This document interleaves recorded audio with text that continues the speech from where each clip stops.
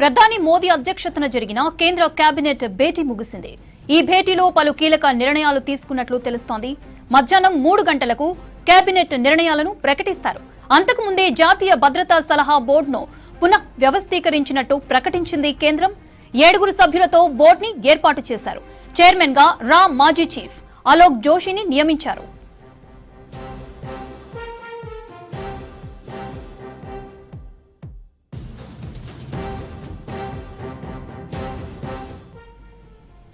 ఉదయం మోదీ అధ్యక్షతన CCS, CCPA సమావేశాలు జరిగాయి. అందులో పహల్గాం దాడికి ప్రతీకారంగా టెర్రరిజంపై తీసుకునే చర్యలతో పాటు ప్రత్యేక పార్లమెంట్ సెషన్ ఏర్పాటు వంటి అంశాలపై చర్చించారు.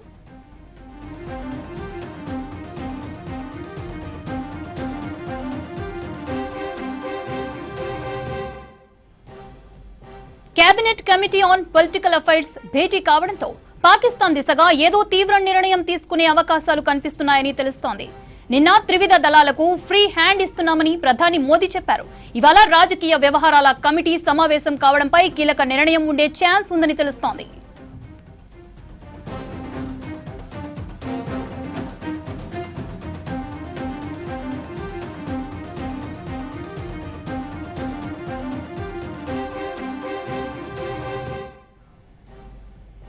రైట్, మరిన్ని డీటెయిల్స్ మదార్ అందిస్తారు. మదార్, కేబినెట్ భేటీకి సంబంధించిన అప్డేట్స్ ఏంటి అండ్ అదేవిధంగా ఎలాంటి నిర్ణయాలు ప్రకటించే అవకాశం ఉంది?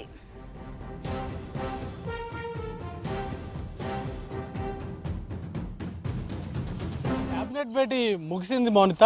సుమారు 40 నిమిషాల పాటు సమావేశం జరిగింది. దానికంటే ముందు 3 కీలక సమావేశాలు జరిగాయి.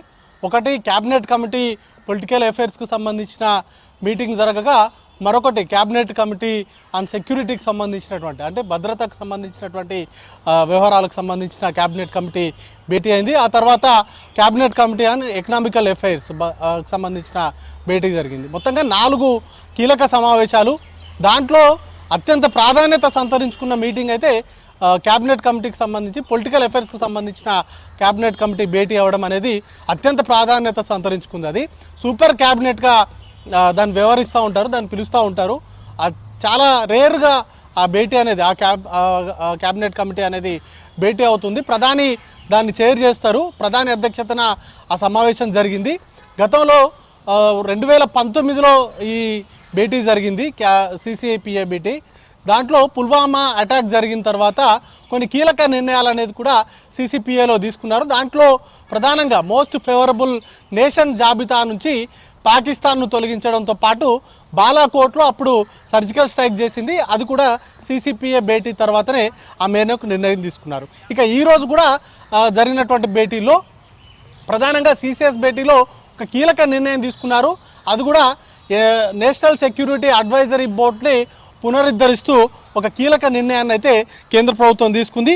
ముఖ్యంగా మాజీ చీఫ్ అలోక్ జోషిని దీనికి నేతృత్వం వహించేలాగా అంటే చైర్మన్గా వ్యవహరిస్తారు. మొత్తంగా 7 సభ్యులు ఉంటారు. దాంట్లో 4 ఎక్స్ ఆర్మీకి సంబంధించినటువంటి అఫీషియల్స్ ఉంటే మరొక 2 ఐపీఎస్కు సంబంధించిన క్యాడర్ అధికారులు, రిటైర్డ్ ఐపీఎస్ అధికారులు ఉంటారు. మరొకరు ఐఎఫ్ఎస్కు సంబంధించిన అధికారులు దీంట్లో ఈ బోర్డులో. అంటే మొత్తంగా 8 మందితోటి ఈ నేషనల్ సెక్యూరిటీ అడ్వైజరీ బోర్డును అయితే పునరుద్ధరిస్తూ కీలక నిర్ణయం తీసుకుంది. దాంట్లో వీళ్ళు దీర్ఘకాలిక అంశాలకు సంబంధించి విధానపరంగా తీసుకోవాల్సినటువంటి అంశాలపైన, సెక్యూరిటీ వైజ్గా వాటికి తీసుకోవాల్సినటువంటి అంశాలపైన వారు సిఫారసులు అనేది కూడా చేస్తారు. వాటికి సంబంధించి ప్రస్తుతానికైతే ఆ బోర్డును రీవ్యాంప్ అనేది కూడా చేసింది. ఇక 2 దేశాల మధ్య ప్రస్తుతం ఉన్నటువంటి హై టెన్షన్స్ నేపథ్యంలో కేంద్ర ప్రభుత్వం ఎట్లాంటి నిర్ణయం తీసుకోబోతుంది అనేటువంటి ఉత్కంఠ ఉంది.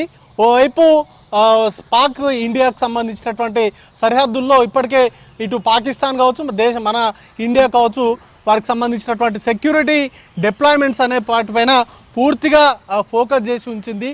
వాటిలోనే ఇప్పటికే పాకిస్తాన్ రాడార్ వ్యవస్థను డిప్లాయ్మెంట్ చేయడంతో పాటు వారికి ఉన్నటువంటి జెట్ ఫైటర్ తోటి విన్యాసాలు అనేది కూడా చేస్తూ ఉంది.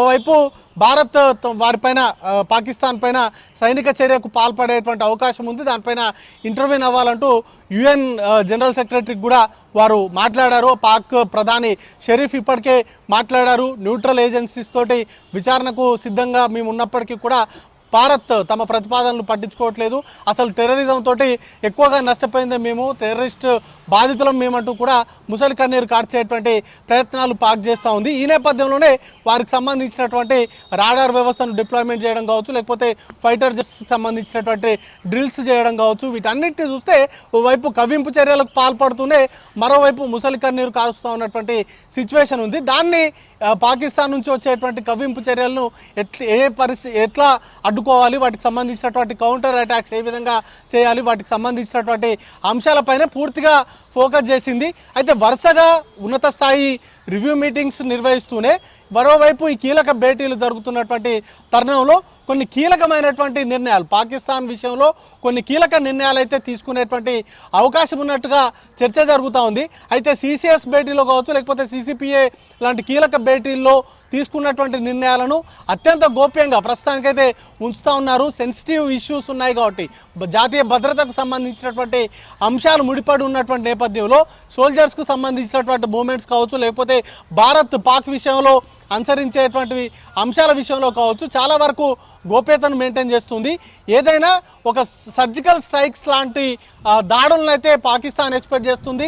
దానికి తగ్గట్టుగానే వారికి సంబంధించినటువంటి సరిహద్దుల వెంబడి ఒకవేళ భారత్ కనుక సర్జికల్ స్ట్రైక్స్ లాంటి దాడులకు కనుక పాల్పడితే వాటిని ఏ విధంగా అడ్డుకోవాలనేటువంటి దిశగానే వారికి సంబంధించినటువంటి ప్రిపరేషన్స్ అన్నీ కూడా ఉన్నాయి. అయితే పాకిస్తాన్ నుంచి వచ్చేటువంటి కవ్వింపు చర్యలకు ఇప్పటికే భారత్ ధీటుగా జవాబిస్తుంది.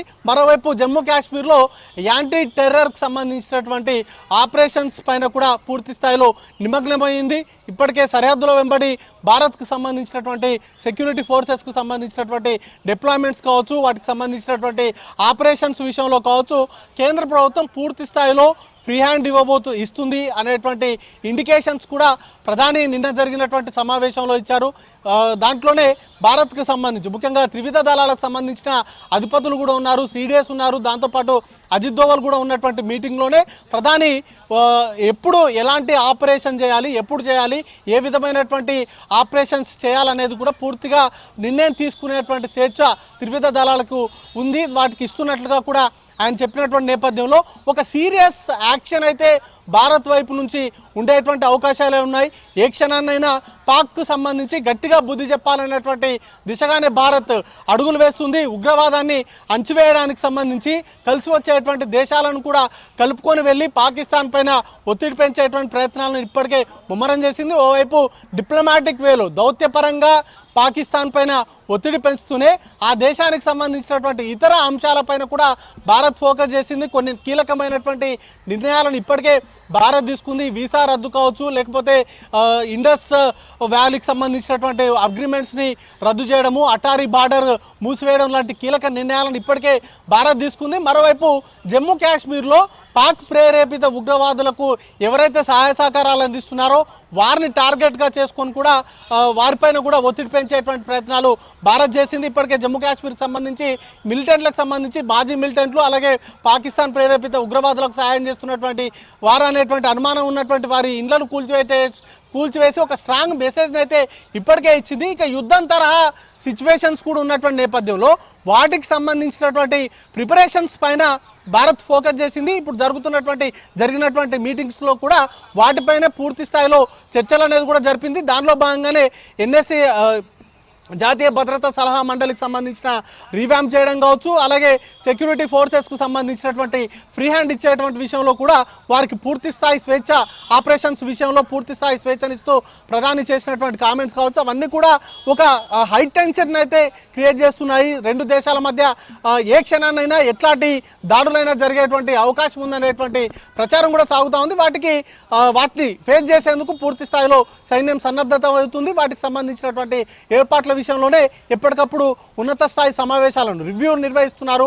సైన్యానికి సంబంధించినటువంటి డిప్లాయ్మెంట్స్ కావచ్చు, లేకపోతే వారు నిర్వహిస్తున్నటువంటి డ్రిల్స్ విషయంలో కావచ్చు, వీటన్నింటిపైన కూడా కేంద్రం ఒక కన్నేసి ఉంచింది. వాటికి సంబంధించి పూర్తి స్థాయిలో త్రివిధ దళాలకు ఫ్రీ హ్యాండ్ ఇస్తూనే మరోవైపు ఎప్పటికప్పుడు అనుసరించాల్సినటువంటి వ్యూహాలపైన చర్చలు అనేది కూడా జరుపుతూ ఉన్నారు. పొలిటికల్గా వచ్చేటువంటి ఇష్యూస్ కావచ్చు, లేకపోతే ఒకవేళ వార్ లాంటి సిచ్యువేషన్ కనుక వచ్చినట్లయితే వాటిని ఏ విధంగా ఫేస్ చేయాలి అనేటువంటి వాటిపైన ప్రస్తుతానికైతే ఇండియన్ గవర్నమెంట్ ఫోకస్గా ఉంది. వాటికి సంబంధించి వరుస సమావేశాలను కూడా నిర్వహిస్తున్నారు. మౌనిత.